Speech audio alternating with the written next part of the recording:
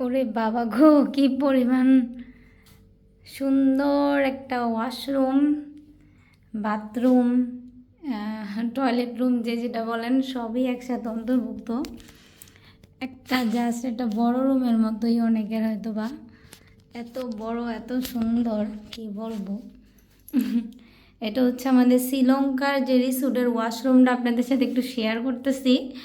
ওয়াশরুমটা এতটা সুন্দর, এতটা লাক্সারি, কি বলবো। এতে এখানে একটা বাথটব আছে, সবাইকে দেখাচ্ছি। আর হচ্ছে সবচেয়ে বড় সমস্যা হচ্ছে এখানে কোনো মানে পা ধোয়ার জন্য কোনো মানে হয় না। আমরা তো বাঙালিরা ওয়াশরুমে আসলে আমাদের পা ধুতে হয়, আমাদের পা ধোয়ার জন্য এখানেই নাই, কি বলে, জল নাই, কল নাই। এই কারণে এখানে এসে একটা বিপদে পড়ে গেছি। সেটা হচ্ছে যে বাথটবের মধ্যেই এভাবে পা দিয়ে দিয়ে ধুতে হয়।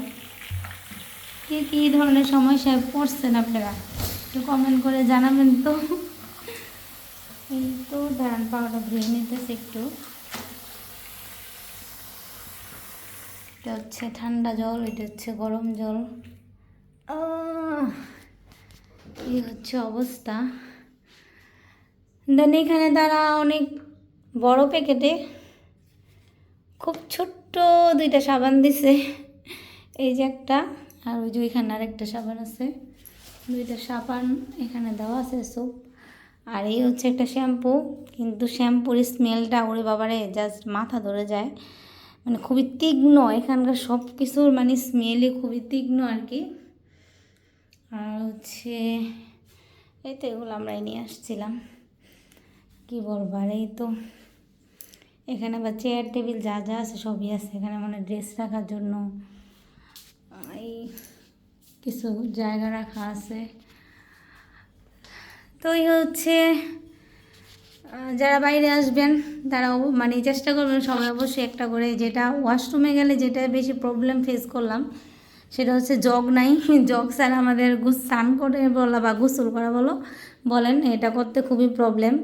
তাই সবাই একটা করে জগ নিয়ে যাবেন, ছোট ধরনের একটা পাত্র টাইপের নিয়ে যাবেন, যেটা দিয়ে মানে বাথটব হোক। আর বা অনেক জায়গায় তো বাথটব থাকেও না, যেমন আমাদের পাশের রুমে মানে এরকম আমাদের ওয়াশরুমটা আর কি একটু বেশি সুন্দর। তো যারা ফ্যামিলি নিয়ে আসে বা ওয়াইফ যারা কাপল আসে তাদের জন্য এই সুন্দর ওয়াশরুমগুলো দিয়ে থাকে।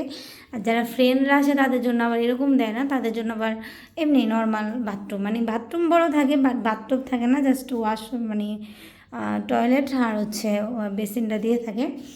আর হচ্ছে তাদের নিজের শুধু কল থাকে, ঠিক আছে, বালতিও থাকে না, জগও থাকে না। তো কল থাকে আর এই যে ঝর্নার এইগুলো থাকে, তো এটা দিয়ে আপনাকে কি করতে হয়, স্নান করতে হয়। তো সেক্ষেত্রে আপনারা যদি একটা জগ বা একটা লোটা যে যেটা বলেন নিয়ে আসলে আপনাদের জন্য গোসল করতে খুবই খুবই সুবিধা হবে। আর হচ্ছে এখানে সবাই মানে একটা করে সোপ আর শ্যাম্পু দিয়ে দেয়। তো সেক্ষেত্রে সাবান শ্যাম্পু না আনলে হবে, তারপর দিয়ে একটা নিলে নিয়ে নেবেন।